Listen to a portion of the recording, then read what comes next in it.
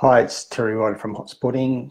Every Saturday morning we send out our free weekly newsletter to subscribers called The Wire, which stands for the Week in Real Estate. Our major stories this week include some information from APRA, the Australian Prudential Regulation Authority, indicating that they're going to be easing some of the restrictions that they've put on the lending industry, and particularly on property investors, starting with the 10% investor growth benchmark that they brought in late in 2014, and Wayne Byers, who's the chairman of APRA, speaking to a House of Representatives committee during the week, indicated that he feels that the purpose of that restriction has served as played out, and they've achieved the result they were looking for and planning to ease back on that one.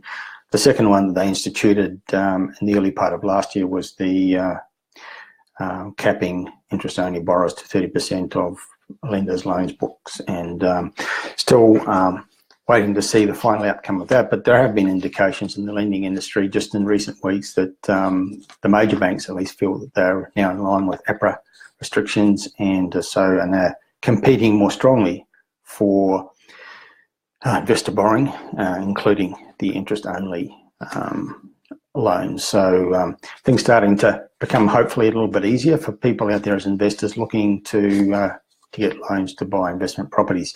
We always have a quote of the week in every edition of The Wire, and this week's one comes from Wayne Byers, chairman of APRA, where he's reaffirming that APRA's 10% policy and the more recent 30% policy for interest-only lending were definitely only intended to be temporary, and it feels that we now have better lending standards. Another story up this week was from the Housing Industry Association, who say that we need to build about 230,000 homes around Australia per year as part of a solution to the housing affordability challenge. The HIA's attitude was always that if we increase supply, we'll solve the affordability problem. I don't think it's that simple. If you can build as many houses as you like, but if the inherent costs of creating new houses on land is high, and it is in this country ridiculously high, then we're not going to have particularly affordable housing. So one comment that was made in the story this week from the HIA, from their principal economist, Tim Reardon, that the excessive cost of supplying new housing lies at the core of the affordability challenge. Well, I certainly agree with that. He refers to a number of key organisations making comments to that effect, including the Reserve Bank and the Productivity Commission, and certainly agree that the nub of the affordability issue is not so much the supply of housing, it's the high cost of creating new housing.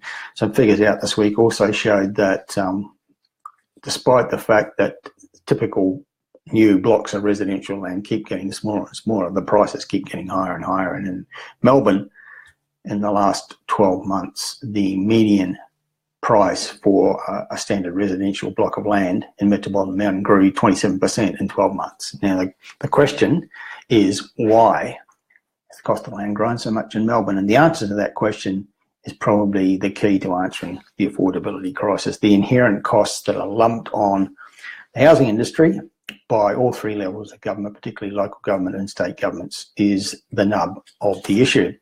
Another story out this week, ANZ Bank became another one of those, saying that they think that the slowdown in the housing markets in Sydney and Melbourne and the decline in prices that we've seen in recent months has almost run its course, and they expect prices to be rising again soon. We saw that from one or two other sources in recent weeks, so I think they're being just a tad optimistic. I think the correction in those markets, and I don't expect it to be a severe one, but certainly a trend of slightly declining median prices in our two biggest cities is going to continue for a while. Yeah, but ANZ Bank saying that they think that that correction has all but run its course and prices are going to start rising again. Time will tell. There was also a story in this week's edition of The Week in Real Estate, which comes from AHURI, the Australian Housing and Urban Research Institute, indicating that the private rental sector is the fastest growing part of the housing system. It was comparing the percentage of households in the private rental market in 2006 with 2016, the census periods, and found that that sector had grown 38% in that time, that 26% of all households now are renting privately. So it's a growing sector, and for those who are into property investment, that's probably a good statistic. Another story in this week's edition urges borrowers to regularly check their interest rates. It makes the point that so far this year, more than 20 major financial institutions have dropped their variable interest rates for home loans, but they're making those offers only to new customers. And that's one of the problems in the system, that to get the best deal, you've got to be a new customer. The lenders don't look after their existing customers. They take them for granted. So the Mortgage and Finance Association of Australia is urging people with existing loans to keep an eye on the interest rates. And if there's better deals out there being offered to new customers, then go to your lender and ask for that same deal for themselves as an existing customer. And if they won't give it to you, switch to another lender who will give you that better rate. Our digital content in this week's edition of The Wire, a lot to do with prices, with an emphasis on Victoria. There's one of my Facebook video broadcasts talking about the strong growth we're now seeing in regional Victoria, particularly in markets that are close to Melbourne.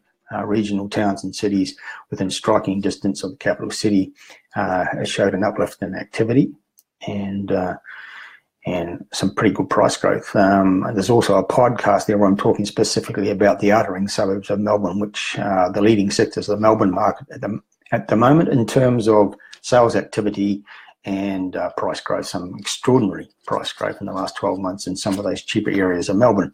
And then we're now seeing that extend out into regional towns and cities of Victoria, which are close to Melbourne.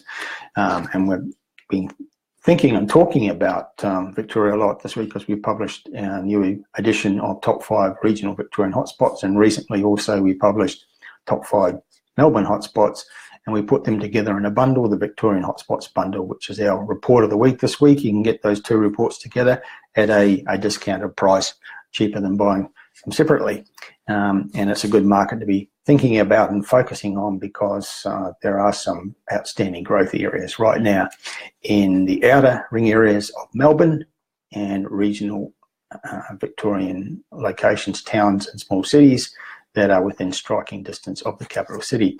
Also mentioned in The Wire this week of our webinar coming up. We're broadcasting this coming Wednesday evening, a webinar that I'm doing with property buyer's agent Rich Harvey, talking about money-making strategies for 2018, including talking about some of the better locations in different parts of Australia to be considering right now as property investors.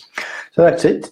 The highlights of this week's edition of The Week in Real Estate, The Wire. We send it out to subscribers every Saturday. If you're not a subscriber, you can very easily become one. That's a good way to stay informed about what's going on in real estate around the country. The key issues you should be aware of if you're interested in real estate as a home buyer or as an investor or as a seller.